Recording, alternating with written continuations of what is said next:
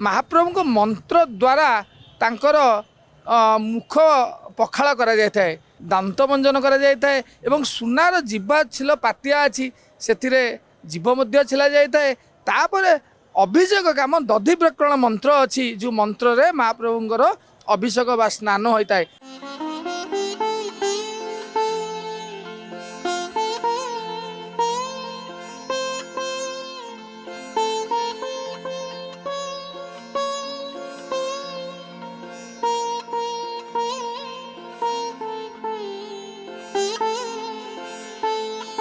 महाप्रभु पुरुषोत्तम श्री जगन्नाथ महाप्रभुंकर दैनिक पंजिका अनुजाई प्रत्येक दिन सकाळे द्वार पिठा, मंगल आरती, मैलम, तड़प लगी हेला परे महाप्रभुंकर अवकाश पूजा बा अभिषेक पूजा अनुष्ठित होता है।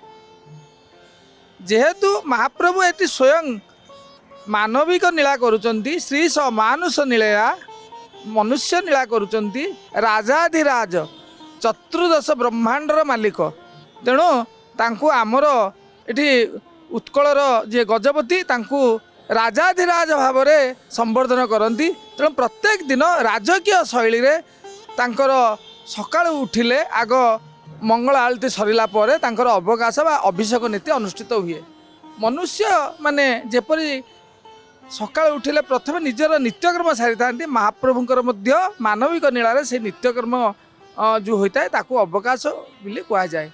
जगन्नाथ मंदिर में गोटे स्वतंत्रता होची एठी मानव भाया सब करा जाय थाए, यथा से दांत घषा मुतुरी दांत काठी एवं ता दिहरे चंदन एवं जायफलर गुंड मिश्रित गुंड ता दिहरे दिया जाय थाए, जेमती महाप्रभु भल भाव में दांत घसी पारे, मुखरू सुबासित हो पार से तार व्यवस्था अन्य कौन सी जगार नहीं।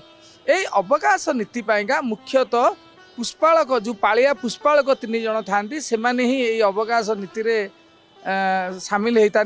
ता छड़ा दैनिक दिन सुआर बड़ू प्रथमे धो पखाड़ कर पोखरिया को जिते महाप्रभुंकर मैलम सरी जाए, जो महाप्रभु मैलम कहले महाप्रभु पूर्व दिन राति जो वस्त्र माल्य एकादि पिंधि था जितेबाला बाहर कर आम श्रीमंदिर भाषा में मैलम कह जाए, ताकू सिंगारी पुष्पा माने ताकू बाहर करते। महाप्रभुंकर जो सकाळे वस्त्र परिधान करते से समय रे कौन होता है ना से जो फूल एका सब तले पड़ी थाए ताकू भल भाव में धो पखाड़ा कर। श्रीमंदिर में स्वच्छता को बहुत प्राधान्य दि जाइए। प्रत्येक कार्य रे हाथुआणी लगी थाए एवं पानी पड़ी थाए, 3 थर पानी पड़ी थाए। प्रथमे गोटे थर पानी पड़ो, तापरे आउ गोटे थर पानी पड़ो, तापरे अमुणिया पानी पड़ो, एमती 3 थर पानी पड़ी भितर धुआ जाए थाए। अवकाशर स्वतंत्र खटुली अच्छी। महाप्रभु केवल स्नान पूर्णिमा दिन स्नान करिथांती, अन्य समय बिंब स्नान करा जाए माने दर्पण स्नान, जहाँकि शास्त्र सम्मत। शास्त्र उल्लेख अच्छी जे स्नान केते प्रकार केमती स्नान हम शास्त्र उल्लेख अच्छी से ये बिंब स्नान नीति करा जाय थाए। सेथिपाइका सकाळु खुंटिया एवं पत्रीबड़ू सुआर बड़ू एमाने समस्ते मिसिकिरी महाप्रभुंकर 3टा खटुली एवं मुतुरी दांत काठी जोगाड़ करथांती। ता देहरे से माने कर्पूर इत्यादि संयुक्त करके रखा जाय थाए एवं पानी की मध्य अधिवास करा जाय थाए। जिते प्रकार सुबासित पुष्प अच्छी ता देहरे पड़ी थाए एवं अभिषेकर मुख्य आमर जो स्नान पद्धति अच्छी से पद्धति रे अच्छी दधि स्नान, घृत स्नान, मधु स्नान, शर्करा स्नान एवं तीर्थ जल स्नान। तेणु समस्त द्रव्य को जेझा बाड़े आमर 3 बाड़ हूँ पूजा ठा करा जाय थाए। 3 बाड़े 3 जन पालिया तांको महाप्रभुंकर स्नान सकाशे जहाँ दरकार ताकू से साइति की रखी थांती। बटा मानके बटा कहले थाली ता सब साइति की रखी थांती एवं 3 जन गराबड़ू से उपस्थित थांती एवं जड़े पालिया सेवक अन्यान्य द्रव्य जोगेवाई उपस्थित थांती। जगन्नाथ बाड़े भीतर 6 महापात्र से बसी थांती एवं 2 जन पालिया सिंगारी पुष्पालक मझी बाड़ एवं बलभद्र बाड़े बसिकी महाप्रभुंकर पंचोपचार नीति रे महाप्रभुंकर अभिषेक पूजा अनुष्ठित करिथांती। एथिरे महाप्रभु तड़प उत्तरी पिंधि थांती एवं पुष्पालक सेवक माने सिंहासन तले पोखरिया रे आसन उपरे बसी से तांकर जो अवकाश पूजा नीति आरंभ करती। प्रथमे महाप्रभु को मंत्र द्वारा तांकर मुख पखाल करा जाय थाए। दैनिक दिन मुख पखाल जमने आम उठिले सकाळ मुह धोई था महाप्रभुंकर मध्य मानवीय नील मुख पखाल करा जाय थाए। मुख पखाल कर सारा पर दांत मंजन करा जाय थाए एवं सुनार जीवा छिल पातिया अच्छी से जीव मध्य छिला जाय थाए। तापर अभिषेक काम दधि प्रकरण मंत्र अच्छी जो मंत्र रे महाप्रभुंकर अभिषेक बा स्नान होता है। से स्नान भी से दधि स्नान घृत स्नान शर्करा स्नान मधु स्नान एवं तीर्थ जल स्नान ये समस्त प्रकार स्नान करा जाय थाए।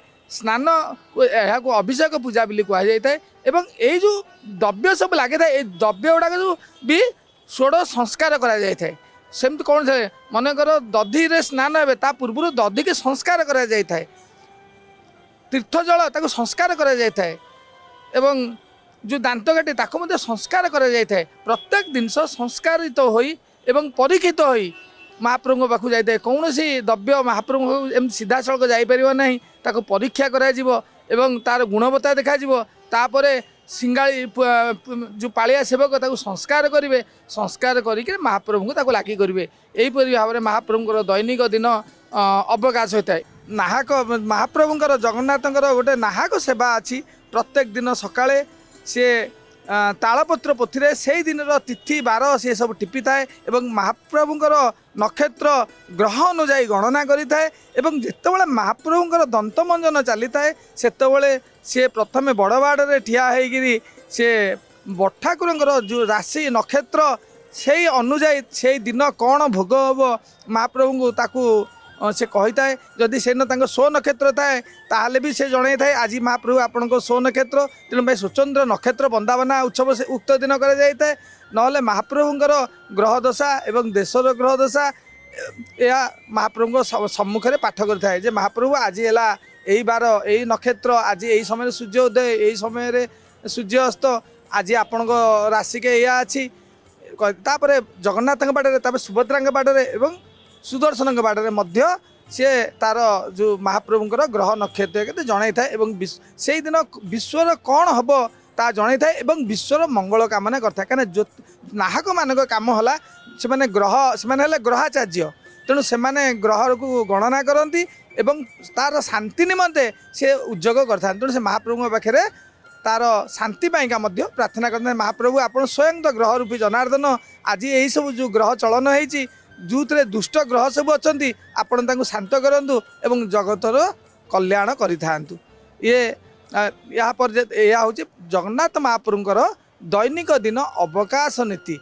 यही अवकाश नीति जो मैंने दर्शन करती तार फल विभिन्न पुराण मानक दि जाए जे अभिषेक जे दर्शन करती तांकर समस्त जन्मर पाप ध्वंस होता है एवं प्रत्येक वैष्णव से अभिषेक जल रु टोपे पान कले जाकर दिनचर्या आरंभ करते। प्रत्येक जिते सब वैष्णव अच्छा आम सेवायत मैंने प्रत्येक दिन महाप्रभुंकर स्नान सरला से स्नान जल को प्रसाद रूप में ग्रहण कलापर दैनिक कार्य करते सेवा करते अन्न भोजन करते अशेष पुण्य होता है। आ विशेषकर जगन्नाथंकर जो क्षेत्र में से कहला जे पाद देले मुक्ति से क्षेत्र में जदि आम अभिषेक जल बा अवकाश जल आम पाऊचे ताठू भाग्य आउ कौन अच्छी। प्रत्येक लोकंर इच्छा एवं महाप्रभु से अवकाश जल सरला प्रथम से खुंटिया सेवक से मुक्तिमंडप तले निर्दिष्ट जगार